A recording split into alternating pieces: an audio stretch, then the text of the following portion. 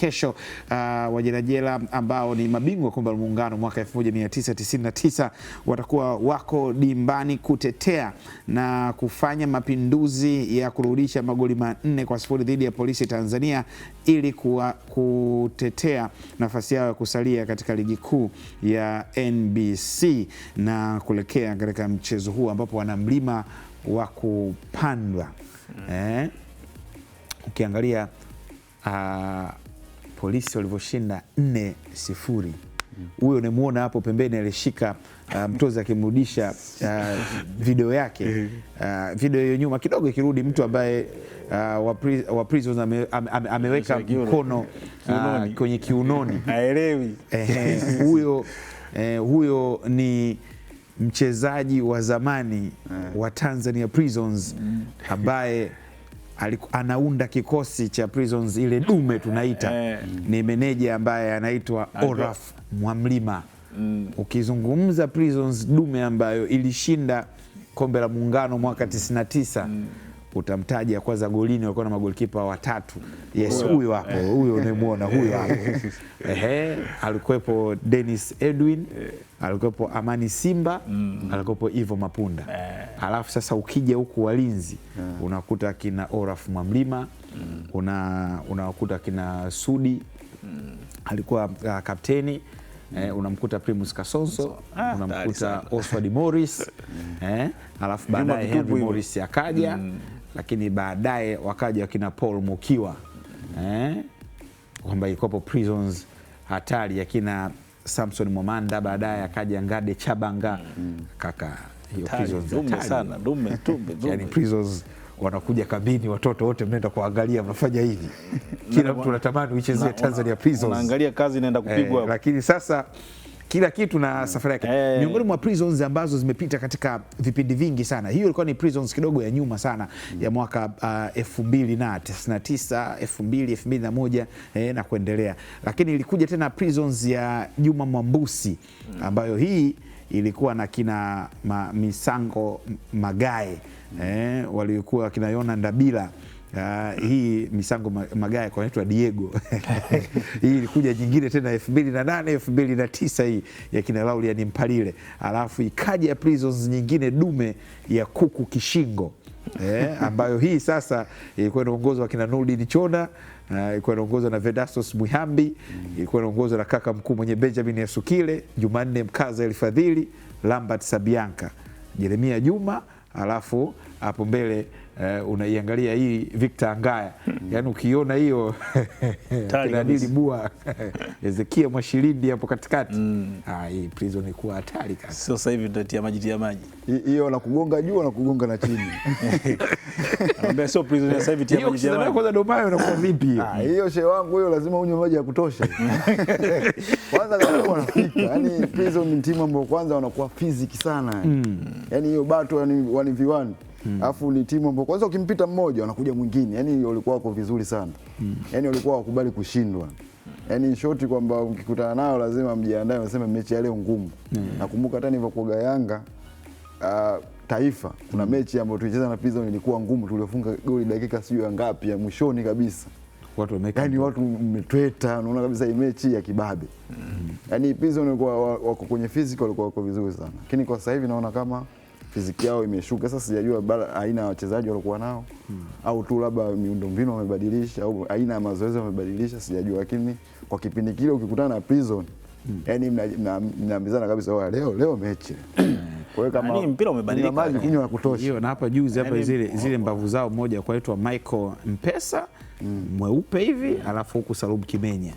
Yani Prisons zilikuwa inapangwa hivi. Yani ukienda Prisons unaipanga hii. Yani kwamba kikosi kinachoanza ni hiki. Yani kama vile umeenda kwenye ndondo za namba 1 kama kawaida, 2 kama kawaida, 3 kama kawaida, mpaka 11 kama kawaida. Hatajui mtu. Alafu wengine tunaanzia benchi. Tusubirini kwanza. Prison ilikuwa wakikulazimisha unatoa. Yani walikuwa wakikulazimisha kule unakubali. Milima ipo kwa ajili ya kupandwa. Ya leo yanawezekana, ya kesho kumradhi. Kesho mlima mgumu mzito.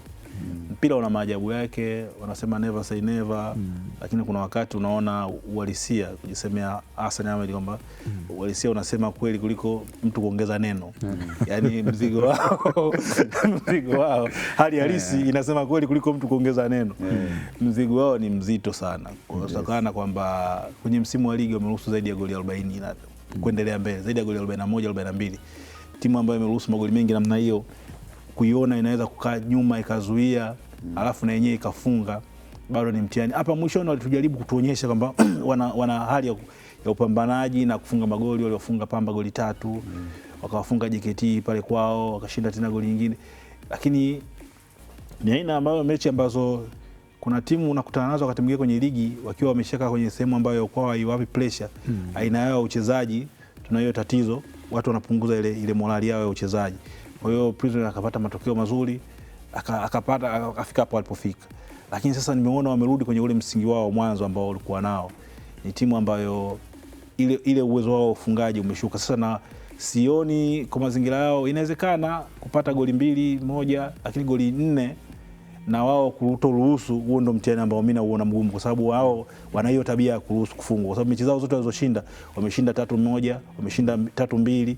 Yaani mechi moja ndio wameshinda moja bila zile JKT Tanzania. Kwa hiyo unaona ni timu ambayo ina tabia ya kuruhusu magoli. Kwa hiyo kama mna tabia ya kuruhusu magoli wakati kwenye mechi za namna za mtoano, ndio maana wamepigwa chuma 4 hizo. Umeona zimekaa vizuri kabisa, kwa sababu hiyo timu ina tabia ya kufungwa. Unakumbuka Mashujaa walipokuwa wanapanda? Sawa. Mashujaa wanapanda playoff yao ya championship, wacheza na Pamba. Kule Lake Tanganyika wakampiga Pamba 4-0. Wakaja Nyamagana pale. Mashujaa akapigwa 4-1. Hiyo moja dakika za jioni ndo napata. Ndio maana nasemaje? Mashujaa akapata goli. Kwa hiyo wakavuka 5-4. Ndio maana nasemaje, yani wao Prison wana tabia ya kufungwa. Kwa hiyo wao wanaweza kufunga goli 4, lakini wao watajikuta hawezi kuhimili kucheza dakika zote 90, kwa sababu mechi zote ndani ya dakika 90 lazima ameruhusu goli. Ukimwangalia trend yake kila ndani ya dakika 90 lazima aruhusu goli. Kwa hiyo hicho ndio kitu kibaya ambacho wanacho. Kwa hiyo kwenye mechi za mtoano, wakati unasaka wewe kutafuta kwenda mbele, unajilipua. Sasa ukijilipua sasa kipindi cha kwanza unatafuta 2, kipindi cha pili unatafuta 2. Ndio unatafuta hizo 2. Sasa na ubaya wa hiyo mechi Prison ataamua kwenda kushambulia. Yaani lazima usipate goli, lazima ukishambulie. Sasa kipindi unashambulia na Polisi sio wabovu kwenye kushambulia. Nyuma ndio inakuwa tatizo. Yaani wakati mwingine unaweza kusema tupate goli 4, unashangaa mnapata 3, mnaruhusu tena 1. Polisi ni miongoni mwa timu ambazo zimefunga magoli mengi kwenye championship. Sawa. Mimi sipingi. Mimi naweka akiba maneno. Ndio tunasema mpira una maajabu yake. Tusije kuja Ijumaa kinga mkono ukaanza kusema unajua hayo ni maajabu ya mpira yanaweza kutokea, lakini unaona nilikuwa nasema kwamba kutafuta goli 4 ni mwendo wa vipande tu viwili. Bwana, dakika 15 za kwanza tutafute 1. 15 ile ya pili tutafute 1. Tunaenda mapumziko 2-2. Tunarudi sasa. Na Domayo umecheza mpira. Wote umecheza mpira, lakini wewe kidogo umecheza level. Katutangulia kidogo. Unavopata 2 ndio lazidi kuongeza ile morali ile sababu ile linawezekana. Lakini uliona zidi ya Mbeya City? Zidi ya Mbeya City uliona? Michezo ni tofauti. Ndio ule mwendelezo wa Mbeya City ndio kilichokuja kutokea juzi. Unaona? Mwendelezo wa Mbeya City ndicho kilichokuja kutokea kwenye mechi ya kwanza na Polisi. Yaani kile walichofanya kwenye mechi ya kwanza dhidi ya Mbeya City ndicho walichokuja kufanya kwenye mechi. Kwa sababu hata mechi ya Mbeya City Prison walicheza vizuri sana, wakashambulia sana, lakini Mbeya City wakaenda kawafunga. Hii mechi walicheza vizuri. Hii walipotea tu kimatokeo uwanjani. Kwangu mimi. Mimi nakuuliza swali moja. Prisons walicheza vizuri? Hawakucheza vizuri kwenye mechi. Kwa hiyo ni tofauti na ile mechi ya kwanza. Ya Mbeya City. Walitengeneza nafasi, walienda golini vya kutosha, lakini wakakuta wao wanafunga. Lakini Polisi sio Mbeya City. Na Polisi hawa wanapanda. Mimi sikupingi. Kama wewe umeona kinga mkono, kuna utofauti wa kuangalia sehemu. Kabisa. Nimeona Polisi. Mimi nikubishie kinga mkono, mimi ni nani? Biara yake vikule yake anaangalia mbali sana. Wanapanda. Kama yeye anaangalia pamoja na Hassan Ahmed, mzee wa unye wote ni moja. Lazima utoe heshima. Kuna mimi naiona mechi itakuwa ngumu sana kwa upande wa nani Polisi. Polisi wana kazi gani? Wao wanakupa kibasi. Yaani kwa mechi ya ugenini, yaani itakuwa ugumu kwamba kuzuia sasa wasifungwe hizo goli 4. Yes. Na huku Prison wakiwa wanajitahidi kupush kadi wao kupata hizo goli, lakini mechi itakuwa ina vipanda kama ulivyosema. Kama wakifanikiwa kupata magoli mapema, Prison wakifanikiwa labda kipindi cha kwanza shapata goli 2, itawajengea ile morali wa kupush zaidi. Sasa mipango ya makocha pamoja na wachezaji ndio inapelekea hiyo. Ukiingia kama mechi ile ya mwanzo, huwezi kupata hizo goli 2. Lakini ukiingia na mipango mizuri, wakijituma zaidi, unaweza ukapata hizo 2 kawajengea confidence ya kupush zaidi. Sawa. Tutoke hapo sasa kuhusiana na Tanzania Prisons dhidi ya kikosi cha Polisi Tanzania. Naamini tutasikia mengi sana kuhusiana na makocha walivyojiandaa kuelekea katika mchezo huo hapo kesho. Tuangazie kuhusiana na ligi kuu ya NBC. Unapomalizika msimu, ndivyo ambavyo tetesi za usajili zinakuwa zinagonga vichwa sana katika vyombo vya habari, katika mitandao ya kijamii, kwamba nani anakwenda wapi na nani anakwenda wapi. Tetesi ni nyingi sana, lakini miongoni mwa tetesi ambayo haijaanza kabla hata ligi kumalizika, bali ilianza tetesi hizo kusikika, ni kuhusiana na nyota wa zamani wa Young Africans ambaye alielekea Wydad na kisha akatoka Wydad akaelekea Libya. Huyu si mwingine ni Stefan Aziz Ki ambaye anatajwa kwamba anarejea ndani ya kikosi cha Young Africans. Tetesi hizi Kigamkoro umezisikia? Nimezisikia. Na iwapo kama ni kweli Aziz Ki anarejea Yanga, anakwenda kuongeza kitu gani ambacho unakiona kwa msimu huu mmoja ambaye alikopo hayupo kilikosekana? Kwa Aziz Ki, tetesi kurejea Yanga ni swala la muda, kwa sababu niona maisha baada ya kwenda Morocco alipomsumbua. Tangu kwa Morocco hizo habari zikaanza kusema bwana anarudi. Na ile timu yake ya Libya ni kwamba swala lilikuwa ni mkataba wake, hela ni nyingi. Kwa hiyo nadhani ameomba kuja kucheza kwa mkopo, kwa hiyo atakuwa Yanga kwa mkopo kwa mazingira ambayo yanaonekana, sababu kunabidi kuvunja mkataba na jamaa wanaweka hela nyingi. Sasa sijajua kama uongozi wangu ushafanikisha kuvunja kwa mkataba au mchukua kwa mkopo. Kwa mkopo naona ni rahisi zaidi Yanga kumchukua kuliko kuingia gharama ya kumnunua jumla. Lakini kingine ni mchezaji ambaye anaweza akaja Yanga, kuna kocha mpya amekuja.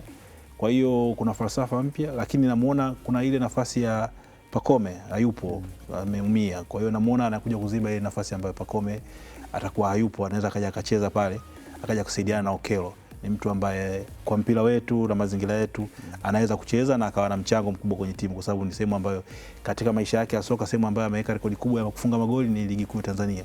Kwa hiyo kwangu hapa ni nyumbani kwake, na nafasi kubwa ya kuja kuongeza kitu kwenye ubunifu kwenye nafasi ya mwisho, kuwatengenezea washambuliaji na mwenyewe pamoja na kufunga. Ukiongeza na Okelo na yeye, timu inaweza ikabalance vizuri tu, japokuwa atapoteza ile kasi ambayo Pacome anayo, sio kasi ya Ziki, lakini ubunifu unaweza kukaribiana. Kwa hiyo nadhani kwangu ni mchezaji kama atafanikiwa atakuja kuongeza kitu kwenye safu ya ushambuliaji ya Yanga ambayo ilionekana msimu huu ilikuwa na mapungufu kidogo, hasa kwenye ubunifu pamoja na kufunga magoli mengi. Bado pale katikati ile hatari yao ilikuwa imepungua kutokana na baadhi ya wachezaji kuonekana kuchoka na wengine viwango kushuka. Kwa hiyo huyu anarudi, anakuja kuongezea jambo ambalo lilikuwa alipo la ile la ubunifu na yale mashuti yake mbali. Nadhani kuna nafasi kubwa ya kucheza. Doma ukiwa na Mungu umepambana na Stefan. Ni mchezaji wa aina gani akiwa uwanjani? Inawezekana kuna zile moment ambazo sisi tunaziona, lakini kuna zile bato ambazo nyinyi wachezaji mnakutana nazo mkiwa uwanjani. Ukimwongelea Aziz Ki ni mchezaji kwanza anapenda kuchezea mpira. Yaani ni mchezaji ambaye kwenye kukaba umuoni sana. Yaani hata nakumbuka mechi ya mwisho tunacheza pale Taifa na Namungo. Namungo na Yanga. Ni mchezaji ambaye kwanza anacheza kwenye maeneo. Yaani mimi nilikuwa nacheza namba 6 lakini muda mwingi anakuja kuomba nyuma yangu. Yaani mchezaji yule ambaye anaweza kuingia kwenye hizi magep. Na akipata unaona kabisa madhara ambayo baada ya kupata mpira. Na pia ni mchezaji ambaye ana riziki. Yaani kupiga shoot yeye aufii. Yaani afikirii kwamba nitakosa nitafanyaje. Muda wote anajaribu. Kwa hiyo ukicheza na Aziz Ki kwenye kukaba timu ikiwa haina mpira uweze kumuona. Yaani anaweza kama anatembea ni kama mtu ambaye alipakini. Sasa timu ikiwa na mpira. Nakumbuka hata kipindi na Mungo alikuwa na muda piga muda, ni mtu ambaye anataka sana mpira.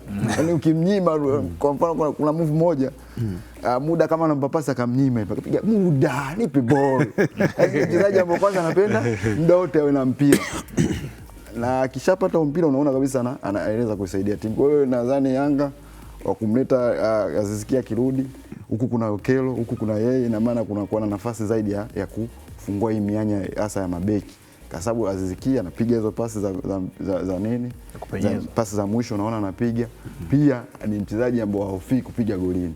Yaani kuna baadhi ya wachezaji wanaweza kufika kwenye eneo kabisa, mtazamaji unaweza kuona huyu anatakiwa apige lakini apige. Yaani anahofia labda nitakosa au nitafanya nini. Lakini kwa Aziz Ki ni mchezaji ambaye mara kwa mara akipata chance, hata wanasema ni half chance, yeye anapiga.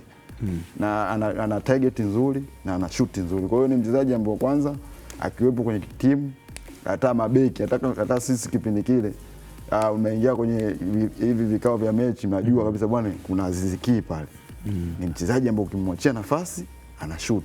Kuna Aziz Ki pale, msicheze faulo hapa. Unaweza kupata nafasi ya faulo akafunga. Kwa hiyo ni pia kwa timu pinzani inakuwa na hiyo attention. Mnaingia kwenye mechi mnamhofia Aziz Ki anakuja kufunga mtu mwingine. Na kitu kama hicho ndio Yanga kilikosekana.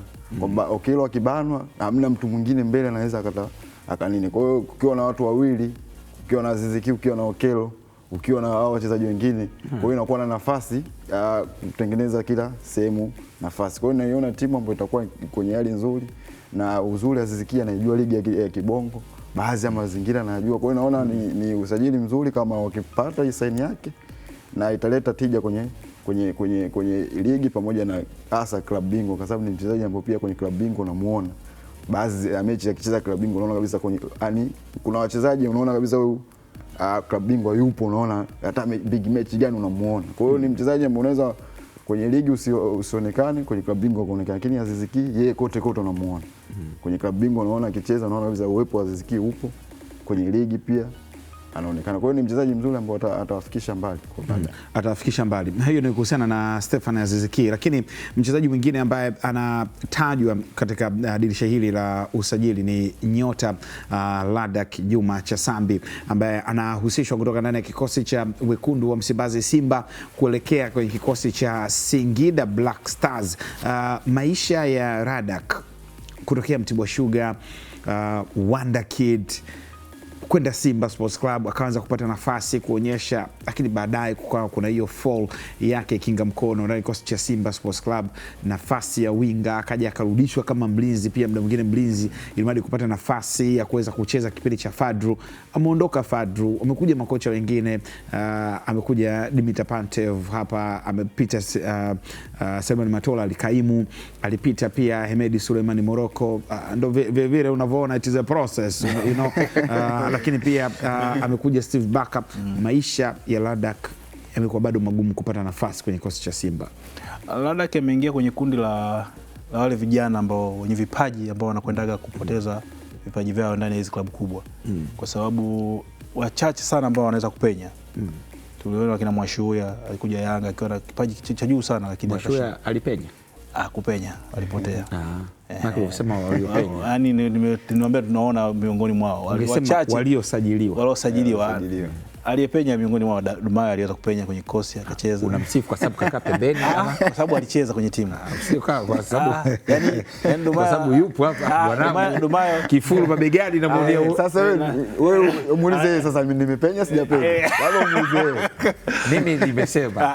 Mimi nasemaje? Asije anasema kwa sababu huyu yuko kwa pembeni alafu asipokuepo Dumaya kitu unga mwana, lakini Dumaya hakuwa Wonder Kid. Hakuwa Wonder Kid. Unaona akina Msulva bwana ulikuwa Wonder Kid. Akina Msulva walipenya kwenye timu, unaona.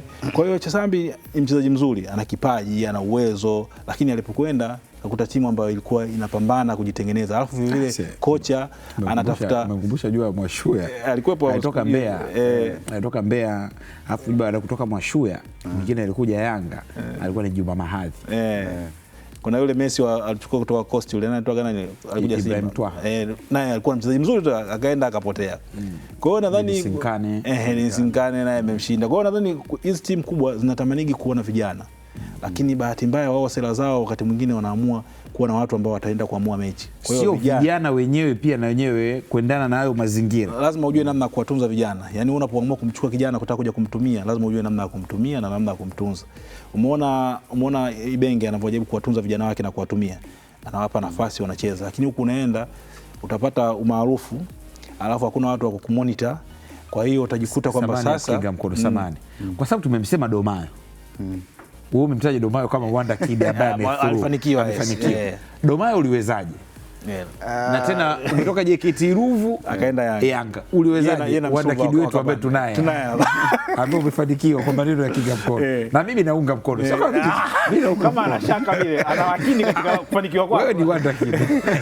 Wewe uko nazima pale. Wewe chuji pale mko nazima. Sasa mbona kama unaniweka pembeni unanitega? Kukutanguliza haimaanishi kwamba eti kwamba hakuwa Wonder Kid. Wonder Kid tuelezee.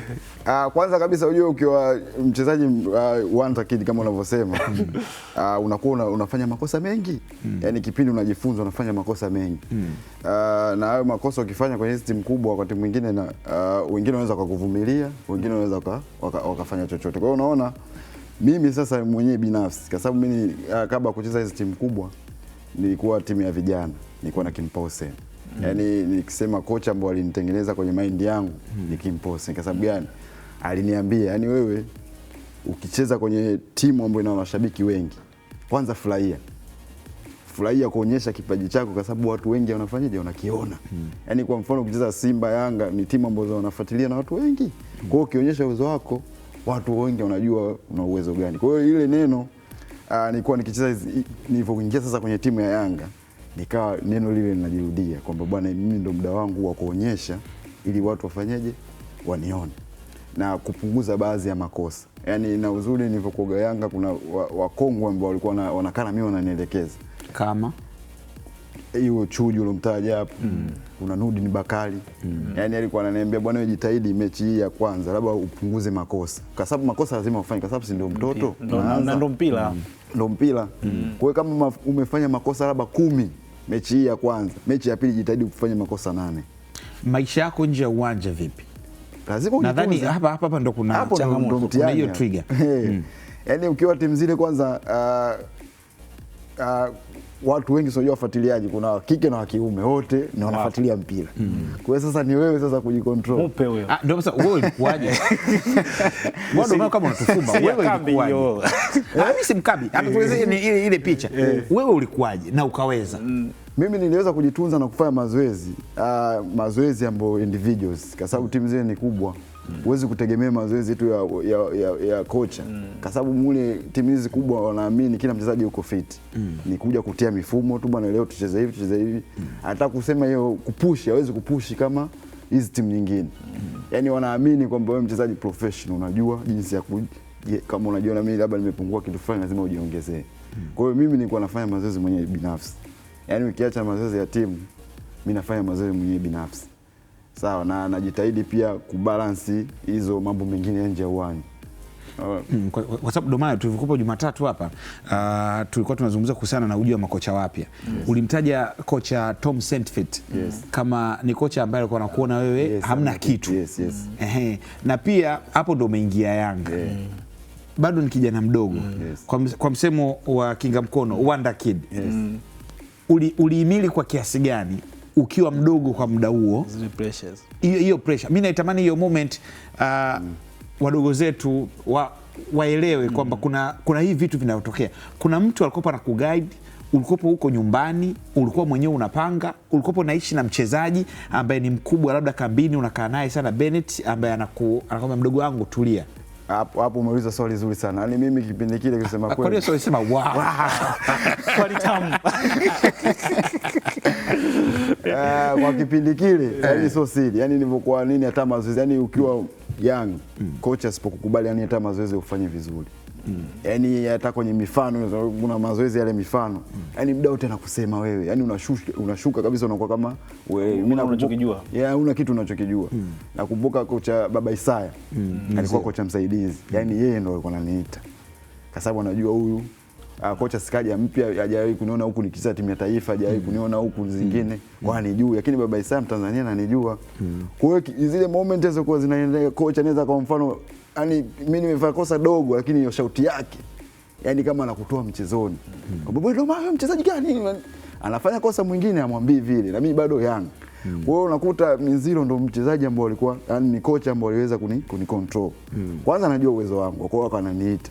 Bwana Doma, huyu kocha 1 2 3. Hii timu unayojua anaweza kaondoka kaja kocha mwingine, endelea kufanya mazoezi kwa sababu una mkataba na timu, endelea kupush. Na bado bwana mdogo, wewe usiwe na haraka ya kucheza. Utacheza wakati wako ukifika utacheza. Yaani yeye ndo alikuwa ananiweka kwenye mazingira ambayo hata siku unajua Jumatatu mazoezi yani unaona kama sijui naenda kufanya kitu gani. Yaani moyo unakuwa kama haupo kabisa. Haupo. Kwa sababu ya kocha anakutoa kwenye mchezo. Yani unaweza kukuta mazoezini yani anakuweka kabisa pembeni, anataka kuhusika kwenye mazoezi. Tusitaje majina. Tusitaje majina. Umekuwa sasa, umeenda Azam FC, umeenda Namungo Football Club. Wewe sasa ndio unakuja kukutana na hawa Wonder Kid. Unawaona wanafuata katika ile misingi ambayo wewe ulikopo unaipitia. Sasa Wonder Kid hawana huo moyo wa kuvumilia. Mbona wewe Wonder Kid uliweza? Ndio sijajua sasa. Au kila mtu wakitolewa mchezoni, yani sijajua sasa, labda unajiona labda unajiona labda wao ni wakubwa kushinda kwa sababu sisi wenzetu tuko wadogo na tunajiona kule wadogo. Tunamwona mwenzetu katuzidi, lakini Wonder Kid sasa hivi anaweza kusema huyu ana mpira gani? Yaani dharau, unajua kama wao mbona tunafanana tu. Kwa hiyo akiona akifanywa hivyo vitu kama hivyo, anaona kama mimi stahili kufanywa hivi, kwamba bado mimi naweza nikacheza zaidi ya yule. Kwa hiyo unakuta uvumilivu anakuwa hana. Kwamba bwana mimi najifunza niendelee kuvumilia. Sasa yeye akiweke watu hivyo unashangaa anatoka mchezoni kabisa, ni arudi mchezoni, anatoka kabisa mchezoni. Hata ukimshauri kama mimi si niko nashauriwa, nakaa kwenye reli. Yeye ukimshauri bado anajiona kama mimi bado na nafasi ya kufanya kucheza kwenye hii timu. Labda mimi nimchokoze Duma. Maisha nje ya uwanja yana athari gani kwa mchezaji, kwa kijana? Hizi mpe huyu mpe huyu mpe nini? Mpe ulabu afurahie. Sema usema mpe. Hata mpe hela. Sawa, hata hela zinazokuja. Unajua wakati mwingine hata hela zinazokuja bila utaratibu. Yaani bwana msimu umenikosha sana. Shika hiyo 500,000. Kwa ina tatizo. Alafu na kitu ambacho kwamba mtu amekutunuku, inategemea mtu anakutunuku nini. Ukiwa Yanga kipindi unasajiliwa pale unapewa hela, yaani watu wanakuja wengi kukupa ushauri. Mmoja atakwambia fanya hichi, mwingine fanya hichi. Muona wengine atakwambia sasa hivi hama huku ninja njoo huku. Kama ulikuwa unakaa nyumbani nenda kakodishe nyumba nzima.